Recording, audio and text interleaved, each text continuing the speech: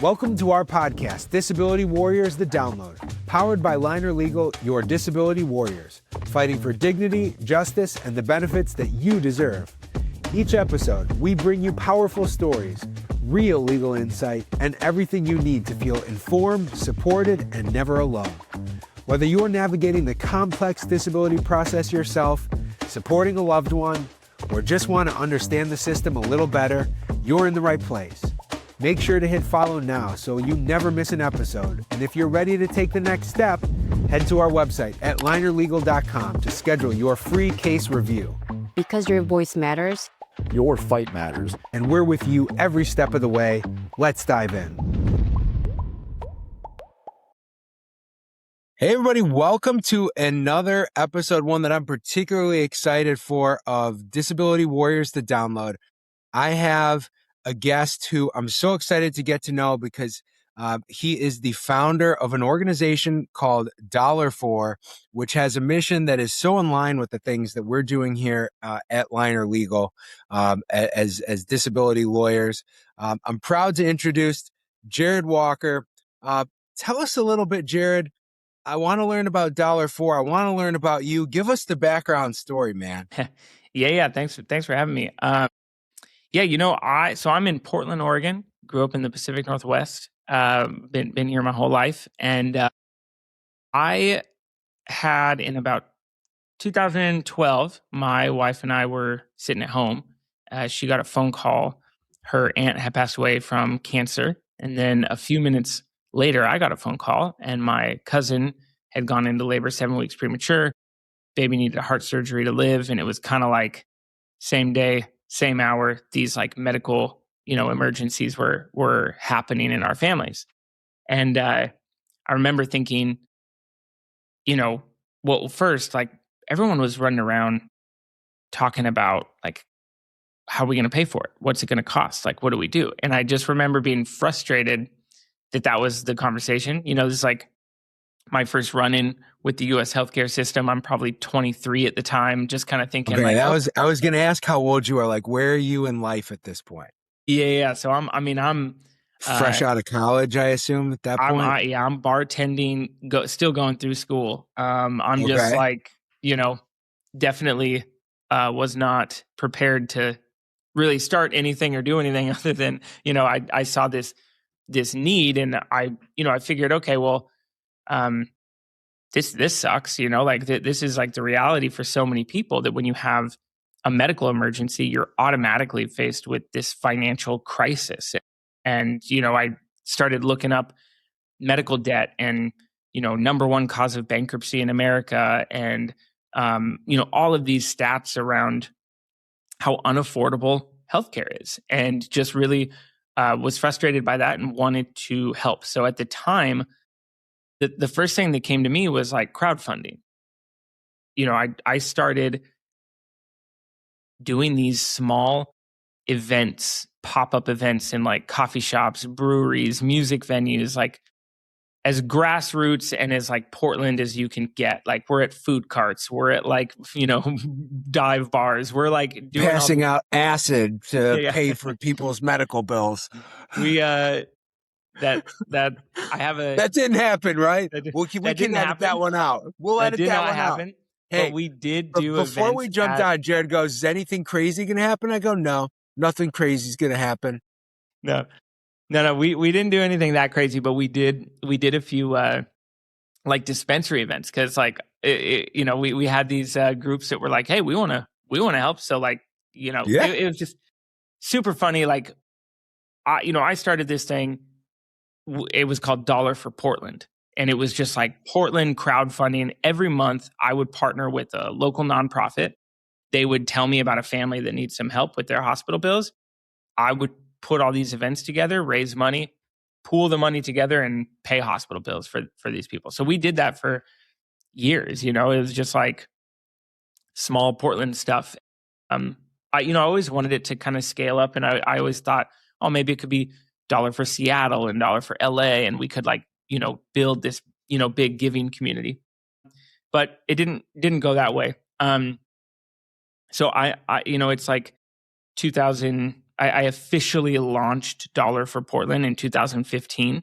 And it was like 2020, I find out about something called hospital charity care, hospital financial assistance. And, I'd never heard of it before, but basically there is a law in the Affordable Care Act. It's Section 501R, and it talks about how if you're a nonprofit hospital, which is actually most hospitals in America, tax exempt, you have to have these policies that will help low and middle income patients with their hospital bills. They'll either reduce the bill or completely waive the bill if you meet these income requirements. But nobody knows about it because hospitals don't tell people about it, right? Sure. So, I kind of sit down and am looking through all the families that we had supported, and I'm thinking every single one of these families would have been eligible for these programs if I knew about it. But I'm over here paying their bills like a chump because I just didn't know that the program existed. So that was kind of when DollarFor shifted to being more of a patient advocate organization and helping patients through this process. And in a few months, I got like $1 million of medical debt to disappear for patients just by helping them apply for these programs. So anyways, super long-winded answer, but that is how DollarFor kind of, kicked off. That's crazy. And so, just going back to origins of it, you start this in, the family events happened in 2012, really started the organization 2015. I assume we're like, this is before GoFundMe, before Kickstarter, before any of those are there. Well, what ended up happening with those family members? Were you able to get did you end up paying their debt, or were you able to help them get these bills taken care of through these programs that you learned about? Well, so I didn't even learn about the programs, till years and years later.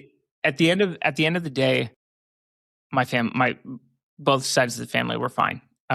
It was like a panic at the moment. It kind of like, my story is definitely not I had to declare bankruptcy for medical bills, or we had like the problem was brought to my attention by my family's experiences. Yeah. But at the end of the day, there was no medical bankruptcy. Nobody lost their home. Nobody, it was fine on our end. Is a big piece of what you do at DollarFor just the education so that people become aware of these programs that exist? Like, you didn't know about them. So, I imagine my clients don't know about them either, but they're all scared of these big bills that they could face. I hear people say all the time, I know I need this treatment, but I just can't afford it. Yeah. Yeah. Another super sad stat. 1 in 4 Americans just neglect care that they need because of the cost. So it's what I would say is DollarFor's mission is to make charity care known, easy, and fair. So we have a whole, marketing and like, how do we get the word out? How do we tell people about charity care? But then we've taken it a step further. We've actually created tech that simplifies this process, which I can get into because tell me about kind of the next phase of DollarFor was in 2021.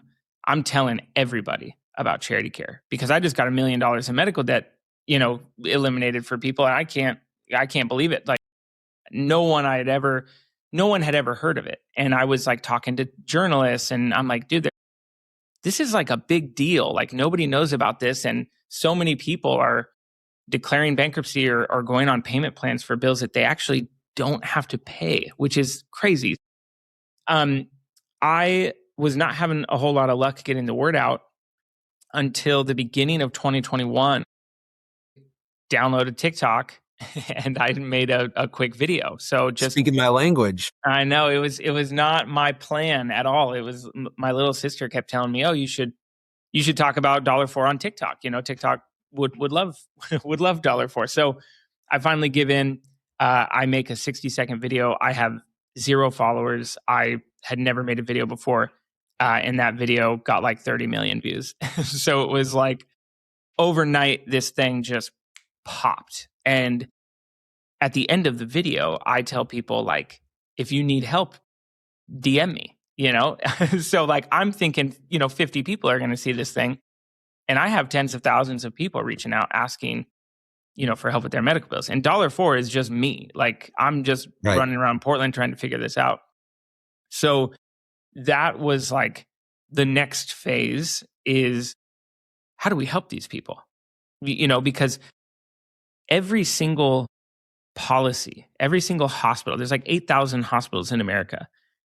None of these policies are the same. None of it is standardized. It's all based on income and, what percentage of the federal poverty level are you at? And like, how big is your household size? And they put in all this stuff, and then they like hide the policies, and then they hide the applications. And I have all these people saying, hey, do I qualify? Do I qualify? And I'm like, I got to look up your hospital and like dig into this. So that was like, oh shoot, what do we do kind of thing. And from there, we got like 50 volunteers. We went through and created a database of every single hospital in the country. We found all of the policies, all of the applications, and made a tool where a patient can go to dollarfor.org, put in their household size, their income, what hospital, and it will tell them immediately if they're eligible at their hospital. So that was kind of like step one. So yes, another really long answer to a simple question. A big part of it is just telling people like charity care exists and you should see if you're eligible, and you can do that right here.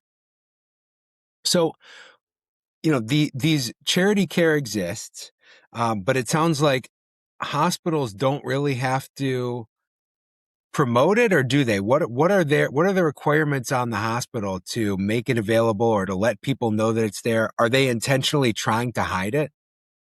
I would say that it is super vague. That the law, and you actually said one of the key words. So the law says that you have to have a policy, and that policy needs to be widely publicized and widely available.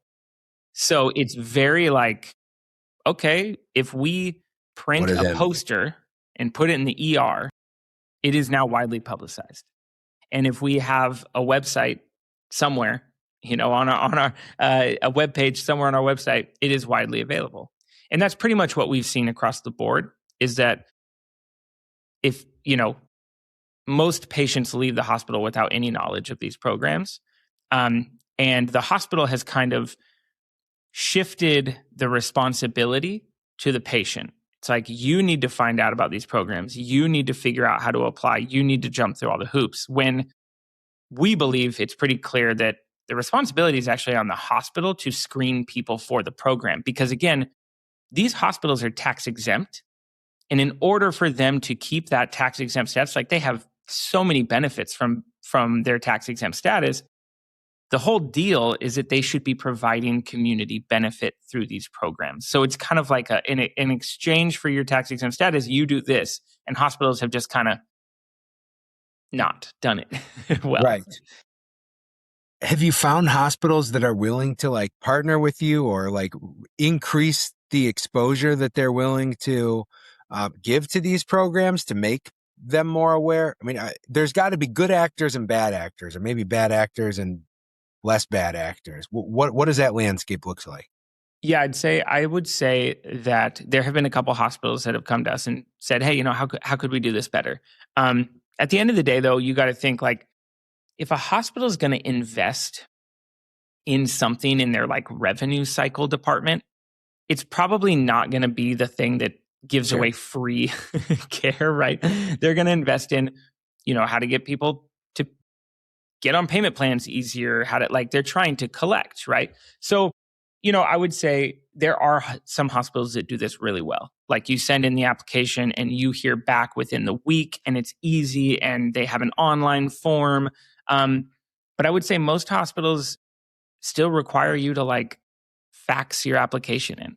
It's like there is unnecessary hoops that they create, and I believe that it's by design.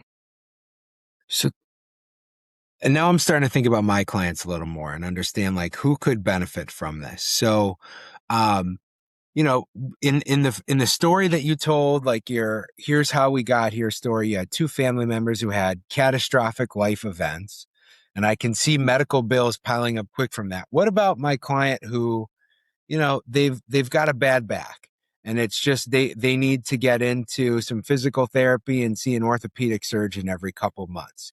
It's non-emergent care. It's not life-threatening.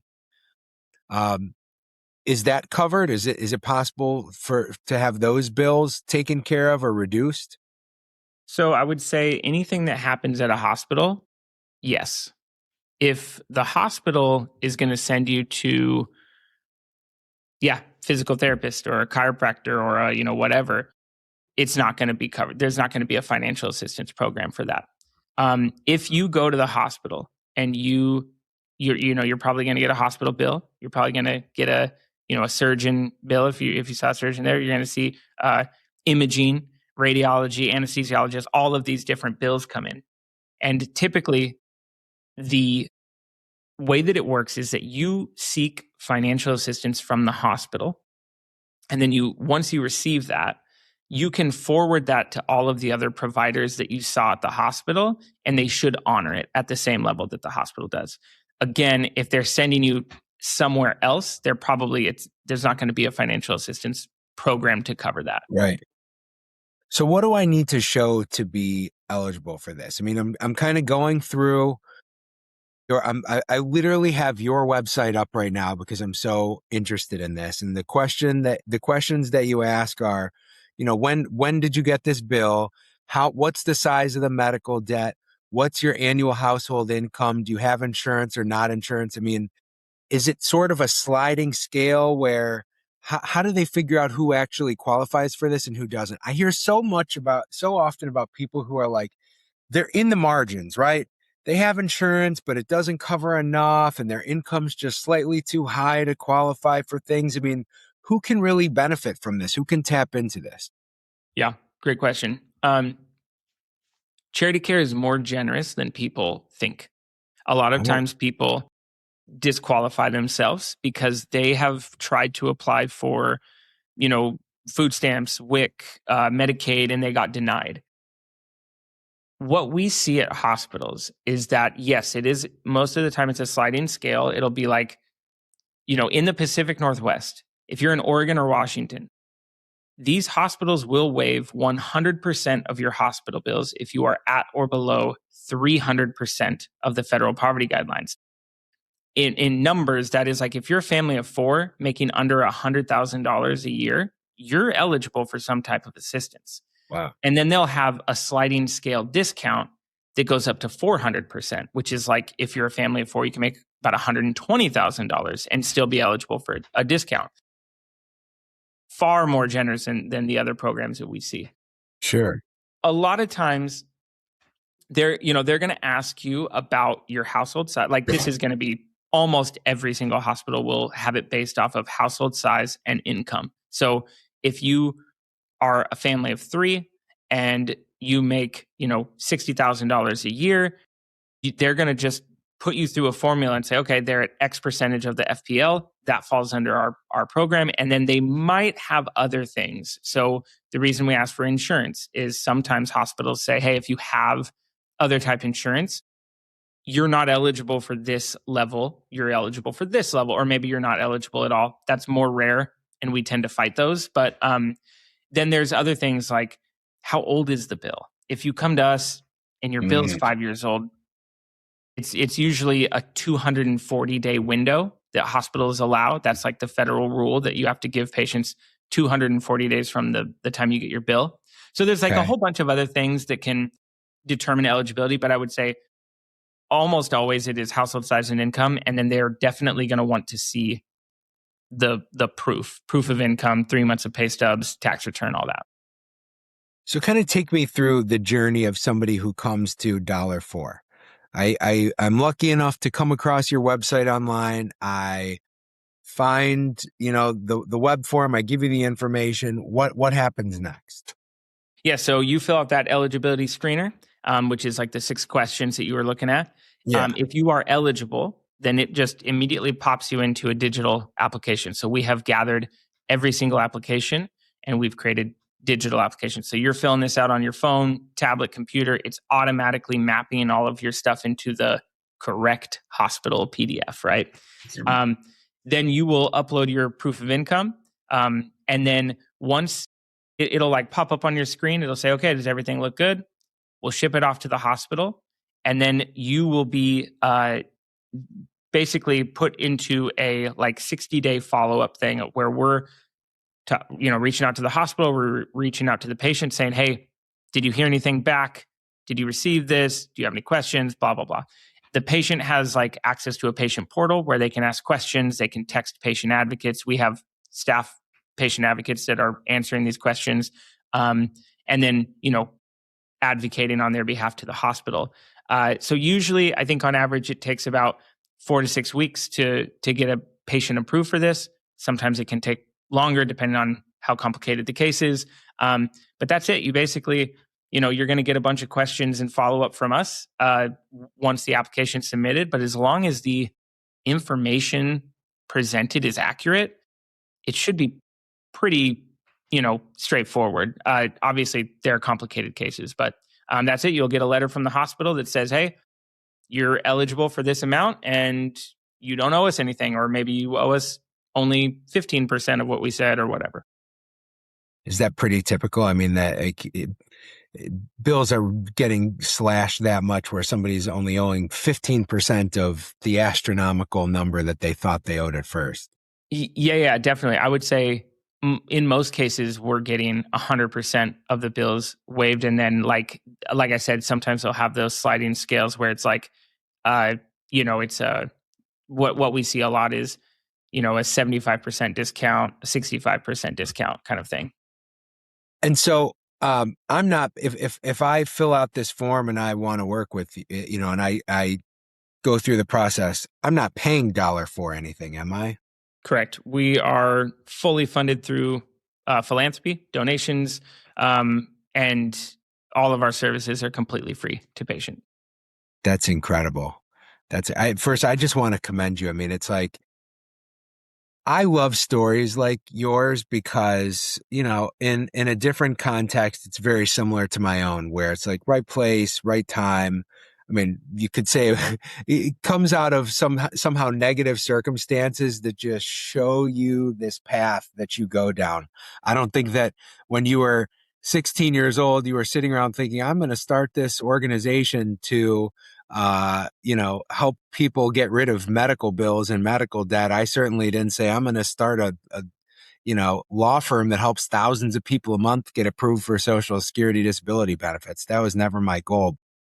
It's funny how life just like somehow points us where we're supposed to be in the long run.